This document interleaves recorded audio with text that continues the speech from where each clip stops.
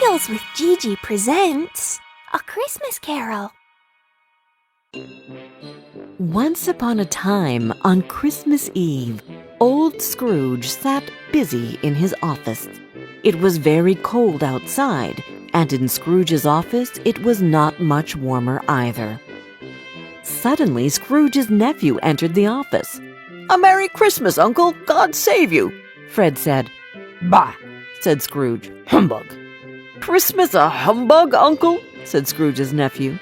"You don't mean that, I am sure." "I do," said Scrooge. "What's Christmas time to you? You have to pay bills without money. You're a year older, but not an hour richer. Keep Christmas in your way and let me keep it in mine." "Keep it? But you don't keep it," said Scrooge's nephew, who was a very friendly young man. He even tried to cheer Scrooge up and invited him for dinner on Christmas Day. But Scrooge said no and sent him out. When Scrooge's nephew left, two gentlemen came in to collect money for the poor who had no place they could go. Stingy Scrooge, however, didn't give the gentlemen any money. "Are there no prisons? Are there no workhouses?" he asked sarcastically, and told them to leave the office. When it was time to close the office, Scrooge talked to his clerk, Bob Cratchit. "You want all day off tomorrow, don't you?" said Scrooge. "If that is okay, sir," answered the clerk. "It's not okay," said Scrooge, "and it is not fair. After all, I have to pay you for the day, although you don't work. But if it must be, I want you to start work even earlier the following morning." Cratchit promised that he would, and the two went home. Scrooge lived all alone in an old house. The yard was very dark and scary that night, and when Scrooge wanted to unlock the door, he had the feeling that he saw the ghost of his old business partner, Marley, who died a long time ago there. This was rather spooky, but Scrooge was not frightened easily. "Humbug!" he said, opened the door and walked in. He locked himself in, however, which he usually didn't do. But then he felt safe again and sat down before the fire. Suddenly, Scrooge heard a noise deep down below, as if someone was dragging a heavy chain.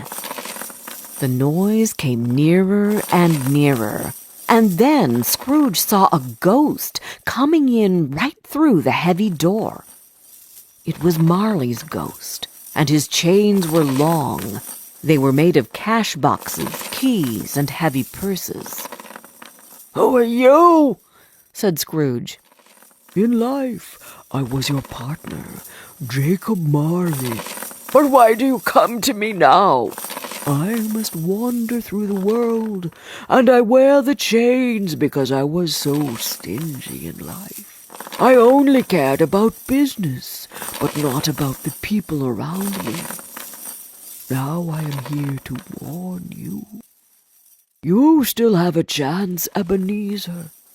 3 spirits will come to you. Expect the first tomorrow, when the bell tolls 1. When he had said these words, Marley's ghost disappeared, and the night became quiet again. Scrooge went straight to bed without undressing, and fell asleep immediately. When Scrooge awoke, it was still very foggy and extremely cold, and there was no noise of people in the streets. Marley's ghost bothered him. He didn't know whether it was a dream or not. Then he remembered that a spirit should visit him at 1 o'clock, so Scrooge decided to lie awake and wait to see what happens. Suddenly, the clock struck 1. Light flashed up in the room, and a small hand drew back the curtains of his bed. Then Scrooge found himself face to face with the visitor. It was a strange figure, like a child, yet not so like a child as like an old woman. Her hair, which hung about her neck and down her back, was white as if with age, and yet the face had not a wrinkle in it. "Who and what are you?" Scrooge asked the ghost. I am the ghost of Christmas past. Rise and come with me. The ghost took Scrooge back in time to a place where Scrooge was a boy. There Scrooge could see his younger self playing with other children. They were cheerfully running around the Christmas tree, and although they were poor, they had lots of fun. The spirit also took Scrooge to a warehouse where Scrooge was an apprentice. Scrooge saw the merry Christmas Eve they spent in the office with their boss, Mr. Fezziwig, and his family. There was food and music and dancing, and everybody was happy. Then the spirit took Scrooge to yet another place. Scrooge was older now. He was not alone, but sat by the side of a beautiful young girl, Belle. There were tears in her eyes. It is sad to see, she said softly, that another love has displaced me, the love of gold. Your heart was full of love once, but now I think it is better for us to part. May you be happy in the life you have chosen. "Spirit," said Scrooge, "show me no more. Take me home. Why do you torture me?" one shadow more, said the ghost. They were in another scene and place, a room not very large or handsome, but full of comfort.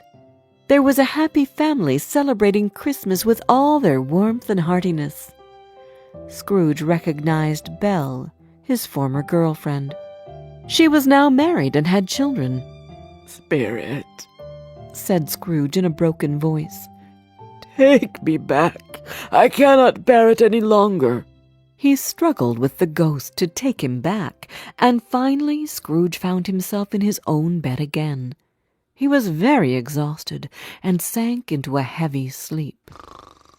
Scrooge woke up in the middle of a snore, just before the clock struck 1 again. He sat up in his bed and waited for the second ghost to come. And there it was, the ghost of Christmas Present. It had curly brown hair, sparkling eyes, and it wore a simple green robe with white fur. Its feet were bare, and on its head it wore a holly wreath. The ghost took Scrooge to Bob Cratchit's house, a very poor little dwelling. In the kitchen you could see Mrs. Cratchit preparing Christmas dinner. Her children were cheerfully running around, and Bob Cratchit came in with Tiny Tim upon his shoulders. Tiny Tim was Bob Cratchit's youngest son. He bore a little crutch and had an iron frame around his limbs. Then Christmas dinner was ready, and everyone sat down at the table. As the Cratchits were very poor, it was not much they had for Christmas dinner. But still, everyone was joyful, and you could feel that they all had the Christmas spirit in their hearts. "A Merry Christmas to us all, my dears. God bless us," said Bob Cratchit. God bless us, every one, said Tiny Tim. He sat very close to his father's side upon his little stool. Bob held his little hand, as if he feared to lose him. "Spirit," said Scrooge, who felt sorry for the boy, "tell me if Tiny Tim will live." "I see an empty seat," replied the ghost, "and a crutch without an owner. If these shadows don't change in the future, the child will die." This made Scrooge very sad, but the spirit went on and took Scrooge to his nephew's house. Fred and his friends had a very cheerful party and played games. Scrooge really enjoyed their party and wanted to stay for another while. But in a second it all faded, and Scrooge and the spirit were again on their travels. Suddenly, Scrooge noticed something strange about the ghost. 2 children-like figures were at the ghost's feet, a boy and a girl. But they looked old and dreadful, like little monsters. Scrooge was shocked. "Spirit, are they your creatures?" Scrooge asked. "They are man's creatures," said the spirit. "The boy is ignorance, the girl is want. Beware them both, but most of all, beware this boy," said the spirit. Have they no place they can go?" asked Scrooge. "Are there no prisons? Are there no workhouses?" The spirit turned on Scrooge with his own words. The bell struck 12. The ghost of Christmas present disappeared, and at the last stroke of the bell, Scrooge saw the third ghost coming towards him. Slowly and silently the ghost came nearer. It was very tall and wore a deep black piece of clothing which covered its whole body and left nothing of it visible but one outstretched hand. "Are you the ghost of Christmas yet to come?" asked Scrooge. "I fear you more than any other spirit." The ghost did not say a word, and Scrooge was really scared. They wandered through the city, and Scrooge heard some men talking about a person who had died. Scrooge knew the men and wanted to find out whom they were talking about. But the spirit moved on.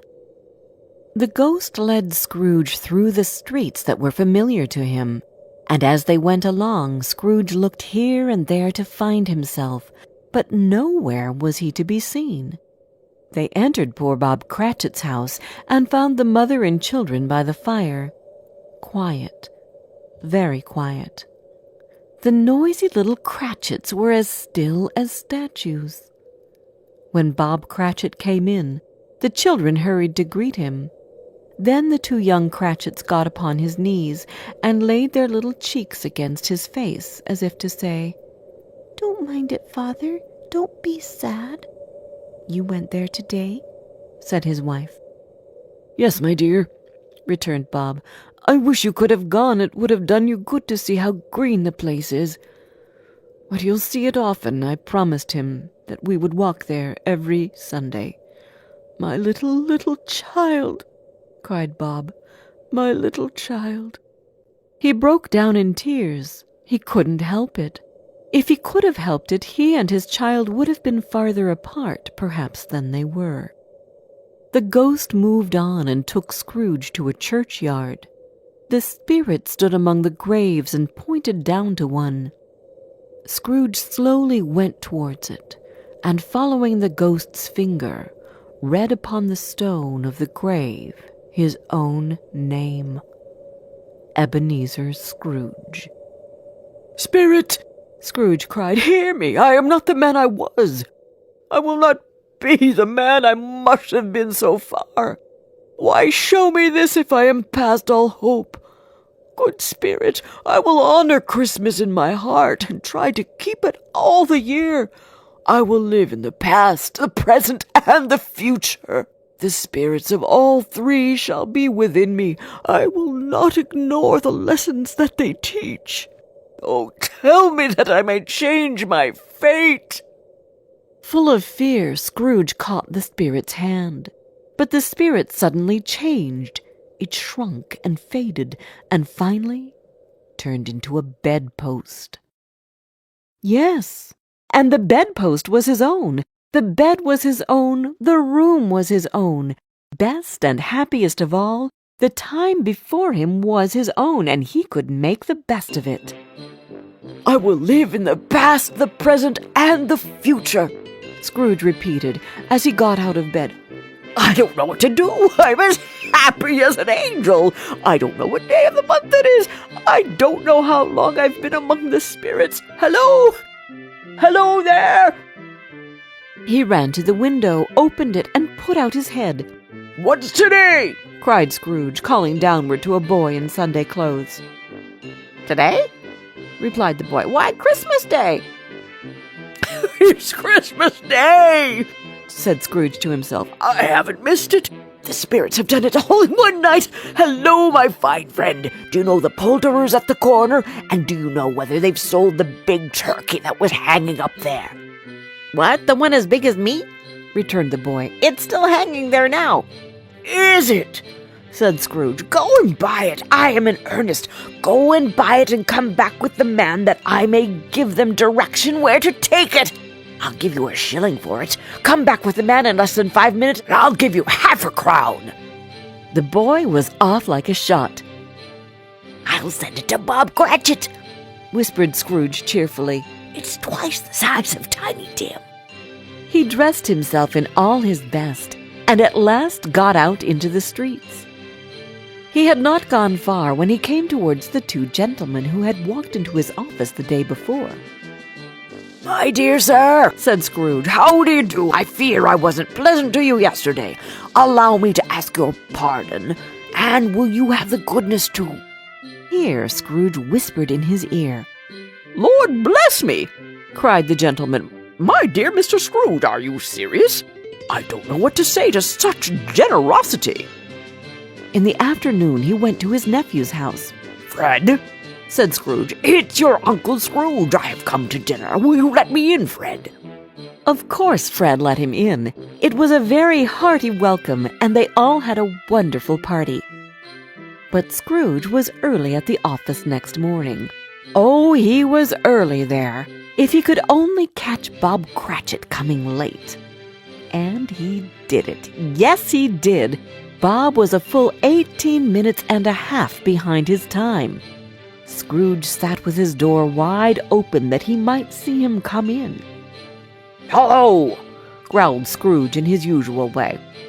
What do you mean by coming here at this time of day? I am not going to stand this sort of thing any longer. And therefore, he continued, jumping from his stool, and therefore I am about to raise your salary. A Merry Christmas, Bob. Bob Cratchit was very surprised, and so were many people who found Scrooge so changed. Scrooge became a better person. To Tiny Tim, who did not die, he was a second father. Scrooge became as good a friend, as good a master, and as good a man as the good old city knew. Or any other good old city or town in the good old world. It was always said of Scrooge that he knew how to keep Christmas well. May that be truly said of us and all of us. And so, as Tiny Tim would say, God bless us, everyone.